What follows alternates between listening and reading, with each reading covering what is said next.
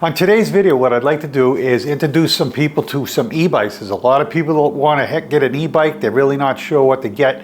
This is a 20-inch bike. It's something that I think people are very approachable to because they're a smaller bike. The bigger ones, and I've got one over here, but you know, you look at the big ones and you go, oh geez, you know, that's a big bike. And this thing just seems more approachable, more rideable. And to tell you the truth, I started out with a 26-inch bike and ended up I wasn't at that point yet where the 26 was it. So unfortunately, I ended up selling that bike, and I did buy the smaller bike. One of the reasons why we did buy it was because it was a folding bike. So when I immediately realized that large 26-inch bike did not fold, number one. Number two is these things are, let's call them 70 pounds. You know, they might be a little, you know, 65-ish, whatever, pull the batteries out, you might be able to get them to 62, 64, whatever. They're still a heavy bike. So that you fast realize that you can't just throw these on a rack that mounts on your trunk or on your hatchback. These things would rip the thing right off the car. So first thing, get it out of your mind that you're going to be traveling with these bikes on a cheap rack on the back of your car. The only way you can put these things on a rack is if you have a hitch, and really it's got to be a 2-inch hitch, and you're going to have to buy an expensive rack, and I mean expensive. They can be anywhere from $200 up to, I'd say, $1,000, depending on how elaborate you want it. I have one that I paid about $200 for. I had to put a 2-inch hitch on the car. The whole thing, doing it myself, cost me about 400 bucks. If you had to have U-Haul or somebody put the thing on, that hitch is probably going to run you, I'm going to guess, $400 range. Then you got to buy the rack for it. So that's the first thing I want you to know. You know, these bikes are not your regular bike you're going to throw on a $50 rack on the back of your car. So the second thing is, other than being heavy, these things are a freaking ball to freaking ride on, you know. You guys, if you're thinking about it, you're gonna have a blast. My wife gets on this thing and she's got a smile on her face the entire time. And, you know, but there's a couple things I want you to realize. So these smaller bikes, one of the things that I noticed, because I didn't notice this until I saw a person actually do it. Not that they were a small person, but they just didn't have the legs to reach the ground. My wife's the same thing. When you're on these bikes and the pedal's all the way down, your legs should be slightly bent. So that pedal is still off the ground by, you know, 5 inches or so. So if your bike is set up right, your feet can't touch the ground. You basically got to go down on your tippy toes to touch the ground. I find that women don't like to do that. They'd rather stand flat-footed on the ground. And you know what? If it makes them feel more confident, I'd rather see them do that. But they don't have the right leg extension when they're pedaling, but they don't care. So if you lower the seat all the way down, first of all, these things give a pretty rough ride if you're in a you know, place where you got potholes and stuff in the road. So you're going to need probably a better seat than what comes with them. A lot of these companies have comfort packages. If you get a comfort package with a wider seat, maybe more padding, that's great. But they have suspension posts on them. This one actually does have a suspension post on it, and I'll demonstrate it in a minute.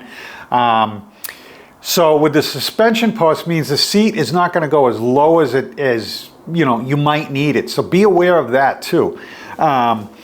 The other thing is, as you lower the seat, the pedals start to go back. It's not that they're going back, but when your seat goes down, because the tube's at this angle here, the seat is approaching the front of the bike more. So the person that I saw get on the bike and try to do it had the seat down as far as they could. And they were like, but the pedals are in back of me, the pedals are in back of me. They could not get used to the bike. They ended up selling the bike because of that. So just be aware of that. My suggestion is, you know, there are more and more e-bike stores getting out there. If you have one, go visit it. Doesn't mean you have to buy the bike there. I can tell you, you know, ordering these bikes online, I've had good experience with them, and I've done it like 5 times. So you don't have to pay the price to go to a store, but I'll tell you what's good about a store. You go to a store, A, the bike's assembled, B, you get to try it, C, you've got somebody there if there's a problem with it. And if you ever need service on it, if I bring this bike down to a bike shop that's non-electric, they might go, we don't work on e-bikes. If they have electric bikes, you may bring it down and they go, sorry, we don't work on that brand. So that's something to consider too. If you're handy and stuff, you know, save some money and get it online. So like I was saying, go down, even, I don't even care if it's a non-electric bike store. Go into a bike store and try sitting on some of the bikes. Get a feel for what you would be comfortable on. Instead of just ordering one online and then getting it and going, oh my God, I should have got the big one. Oh my God, I should have got the smaller one. You know, get an idea. Go down, try a 26, try a 28, try a 20-inch. There's not a lot of 24s out there, and I think a 24 might be the perfect option for a lot of people. So I think manufacturers are starting to look at that. I see more and more coming out. The 20, to me, I've got 4 20-inch bikes right now. They're a blast to ride because they're small. It's not like they're low to the ground because everything gets picked up. I mean, if you notice, the handlebars are way up on it. A kind of goofy look on that. So, you know, your seat's up probably more than normal. But they're a smaller tire bike, so when you turn them in a road, it's much easier to turn them around than a bike with big, you know, tires on it. Especially if you're in like a neighborhood and the road's not a big, you know, road that's say 25 feet wide, and you're dealing with a road that's maybe 14 feet. You've got to try to turn this thing around at 14 feet, and you're already dealing with something that's probably almost 6 feet long. So there's not a lot of room to turn a bike, especially if you're not used to doing it. So especially when you get those bigger tires, it makes it even harder. So these are pretty nimble bikes to move around, so that's why it's a good entry-level bike. But again, be aware of some of the problems on these bikes. When the seat goes down, your pedals go back. The handlebars, they tend to be too far forward. There's adjustments on this one. I put it up straight because that's when you get them. They're most of the time, they're more up straight like that. So I did want you guys to get an idea of that. So, you know, you're on the bike. This is that seat that goes up and down. I don't like it. They make different suspension seat posts that are much better than this pogo stick thing. But it's something anyways. Like I said, these handlebars do adjust, which makes it easier. It's hard to do it from this side, but so this thing can go down like this. This is probably something you're not going to find on a bike in a store or online. You kind of got to do this yourself. Amazon's a great place to start on that. So this bike also folds, and these handlebars turn down. And that's a big feature too if you plan on taking your bike with you. But let me tell you something, we tried it a couple of times. The bikes are still pretty heavy. We put them in totes, made it easier. The 2 of us putting in a car wasn't too bad. But I mean, they hit the ceiling of the car. I have a mid-sized car. They hit the ceiling a little bit. You got to put all your stuff in. You got to take the batteries out. When you get to where you're going, you got to readjust the handlebars, readjust your mirrors. It's just not something that's fun to do. So you may want to think twice about the folding bike, because is it worth it? Are you going to do it? A lot of people buy these things too, and they never fold them. They just drive around their neighborhood and stuff. But as far as folding this thing up, so there's a lever on the side here, and you pull that lever, and you just take the bike, and I just kick it like that, and it goes down. There's a little thing to sit it on, and this part here pulls back in like that, and like I said, the handlebars will fold down, and then you take this whole thing, which is a joke, and you pick up this 70-pound bike and you try to put it in your car. So, like I said, it's not easy. I don't know, you know, you got to think twice about the, are you going to put it in and out of your car? The best thing I can say is buy the trailer hitch if you're going to do it, and put your bike on the back. It makes it so much easier. But you can't fold them. Just wanted you to know that option. There's plenty of things you can put on these bikes for accessories afterwards, but we're talking about, you know, just getting the bike in general. So the motors on these things, most of these do, if you haven't been on a bike in a long time, and the people that love these bikes are going to crucify me for saying this, but this is a hub motor on this thing. This is a geared hub motor. They also make direct drive hub motors, but I would say 97% of these store-bought bikes or online bikes come with a gear-driven hub motor. They also have ones that have a mid-drive. So the mid-drive usually is in your higher-end bikes. You're going to get your true biking people that have been on bikes, you know, half their life, and for whatever reason they decided to move to electric bikes. Those people are going to buy the mid-drive bikes. The problem with a mid-drive bike is it's essentially a standard transmission. Your drivetrain, your motor, is in the pedals, so that when you're pedaling, the motor is running, and it's running through the chain, through your derailleur to the wheel. On a hub drive, your wheel itself is turning. It has nothing to do with the chain, so the chain can literally freewheel and your motor can push you along. So on that mid-drive unit, you have to shift the gears. So when you come to a stop, you better be down in first or second gear. And when you take off, to go faster than those gears will allow you to, you have to shift up. So to get to your full speed, you've got to be in seventh gear. Most of these bikes come with a 7-speed. I've seen a couple with 8 speeds in them. But you've got to shift it down, shift it up. There's two things. There's a cadence sensor and there's a torque sensor. Those mid-drives come with a torque sensor.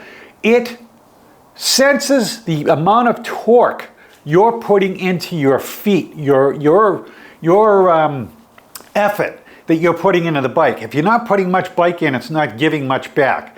So I guess if you're looking to buy a bike to, you know, cruise around the neighborhood, not put in a lot of effort, but you'd like to get a lot, you know, some exercise. Let me tell you something. You know, people go, "Oh, e-bikes, you don't get any exercise." I got news for you.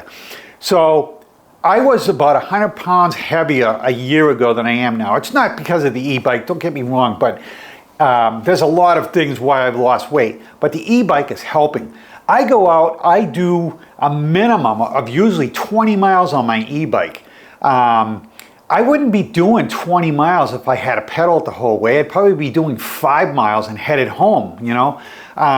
So you're gonna go out there, you're gonna do twice as much with less effort. So if it's half the effort, but you're doing twice as much, you're getting just as much exercise. So don't let them fool you guys. You're going to get exercise on these bikes, but you might as well enjoy it. So like I said, the guys that love these mid-drives are going to crucify me, but I would suggest, if you haven't been on a bike in a while, you don't want to put in a ton of effort, but you know, you still want to get exercise, go with a hub drive. You'll probably go into the bike shop and they'll probably try to push you into a mid-drive because they're more expensive bikes. For instance, and I pick on Trek all the time, but I have a Trek store right down the road. I walk into the Trek store and I look at a tag on a bike and they're $6,900. This bike here with the extended range battery and everything on it, I think they threw in some accessories. I want to say it was $1,100. So there's a big difference, guys. I mean, I could buy almost 6 of these and compare to one Trek bike. And if you don't know whether or not, you know, you're getting a bike, it's iffy if you're going to ride it, whatever, maybe it's not your cup of tea, If you're only hurting by $1,100, and you can get these even cheaper than $1,100. Like I said, this has got the extended range battery on it. It's a little bit of an upgraded model in this particular brand. You can get them for as low as I think $799. I could be wrong, it might be $899, but you're spending under $1,000 for the bike. You know, and not only that, resale on these things. So you buy this bike and say you spend $800 on it. And you get it, you drive it for 4 months, you say, I'm never going to use that stupid thing. You put it up for sale. Because it takes so long to get these e-bikes, you'll probably get somebody for at least $600 that's willing to buy it. If not, closer to $700, so you're only out, you know, you're $800. So, I mean, you're only out $100, $200. So I don't think you could do that with a regular bike. If you go out and spend, you know, $300 on a bike at Walmart and you bring it home and then you don't like it and you go to sell it, I bet you won't get $100 for the bike, you know. No one likes buying used bikes, but these things, for whatever reason, they do sell. Like I said, it's probably because of the supply and demand. They're just not out there. People want to get them right away. So what else can I tell you about buying a bike? I can tell you, you know, don't be intimidated by it. My wife, number one, she was like, I'm not afraid of the e-bike part of it.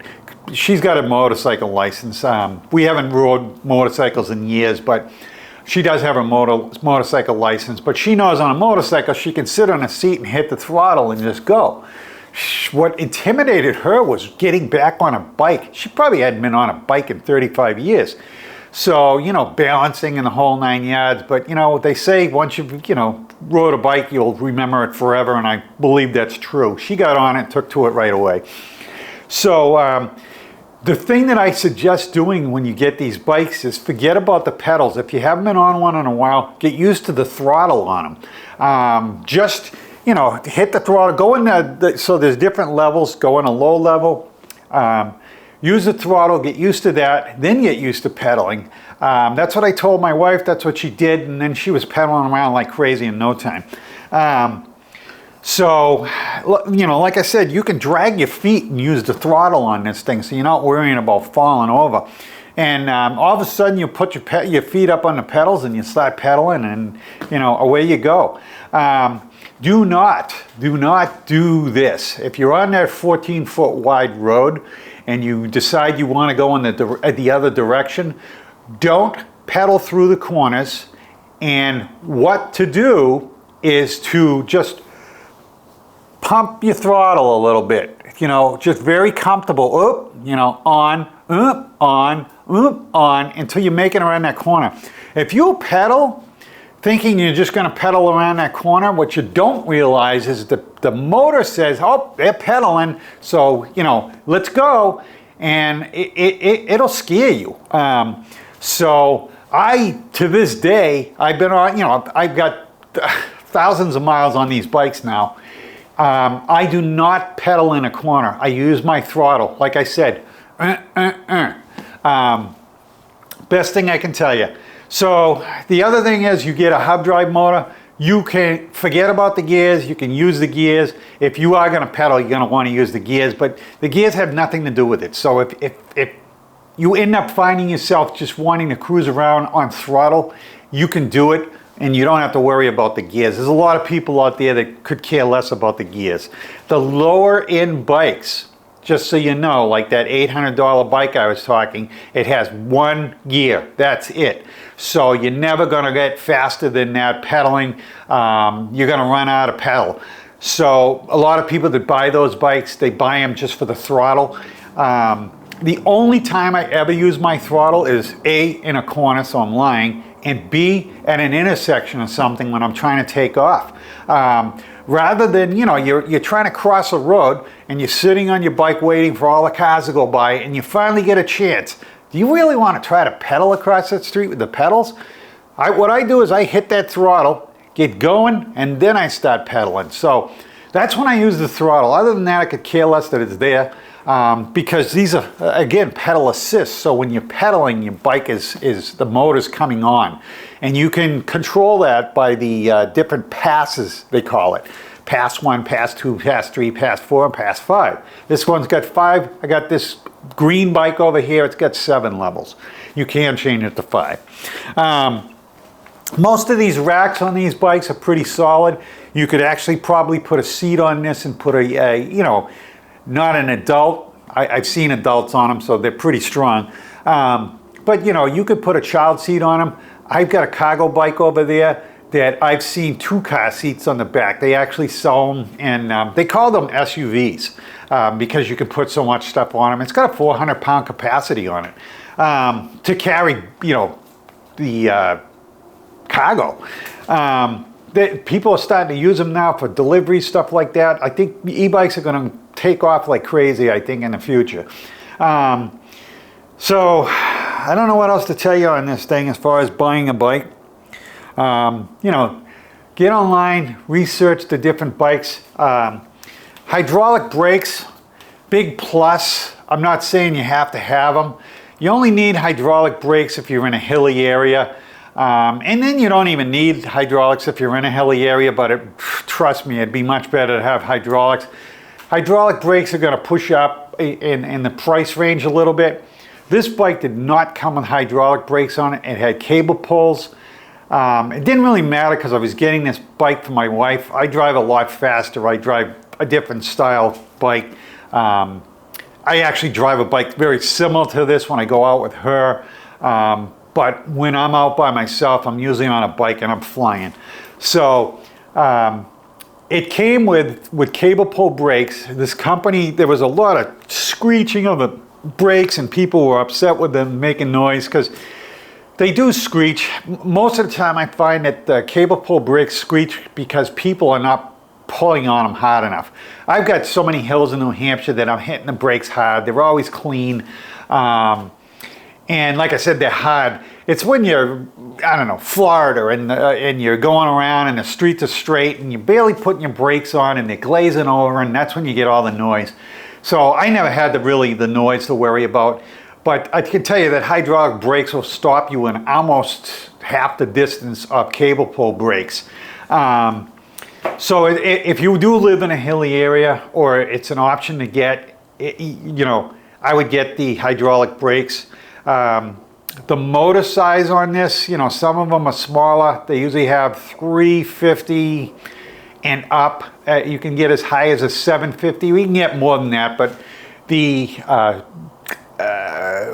one you don't want to really go over a 750 bike if you intend on like taking it on rail trails, stuff like that. This bike does come as a class 2, which means it has pedal assist and throttle assist on it, and only can go up to the again, I'm not sure what it is, 22 miles an hour, 20 miles an hour, something like that. You can, so all these bikes for the most part, not all, you can go into the settings on the computer on these bikes and you can bring it to a class 3. That means that at 28 miles an hour, the motor will no longer work. So 28 miles an hour under motor, very few will do it in throttle only, just so you're aware of that. So, you know, there's a lot of research out there, guys. If you're interested in any one of these bikes, and you're already watching me, so you're already on YouTube, there's tons of them out there. I've done reviews on probably 8 bikes now. So these things will kick out at 28 miles an hour. The motor will no longer be helping you, whether it's pedal or even throttle on these things. So you're on your own after 28 miles an hour. So that's a class 3. You can get bigger motors and stuff for the bikes. Not too many of them come with bigger motors that are sitting in the stores. You can buy them online, stuff like that. I haven't seen anything out there as a bike with more than 1,500 watts on it. Most of them are 1,000 watts, something like that. But you can have, I got a 1,500 motor on one of these that I put on myself. You could put them on this if you wanted to, but that now makes it a class 4 bike, which class 4 is like out there. No one knows what a class 4 is. Does it need to be registered? I don't know. It depends on your state, I guess. You know, I know in the state of New Hampshire that I'm in, I can have a up to a 50cc moped, gas powered, and I don't have to have it registered or insured or anything. In New Hampshire, you don't have to have anything insured, but I don't have to have it registered so long as it's under 50cc. So 50cc, that bike will go up to 35 miles an hour. That's what the law says. It can go up to 35 miles an hour. So that means my e-bike can go up to 35 miles an hour before it becomes something that needs to be registered. I think, technically, the way I look at it. Even if you look at it by horsepower, that thing is probably about 3 horsepower, something like that. I can tell you this bike here is probably not even a horsepower, just under it maybe. So even with that 1500 watt, you're not going to be near the 3 horsepower. So, I mean, like I said, it all depends on the state you're in. And obviously, if you're listening to me about buying a brand new e-bike, you're probably not concerned with that. But then on the other hand, you may want to be a person that wants to fly along. So you are thinking about a bigger motor on it. I don't know. But, you know, something to consider anyways.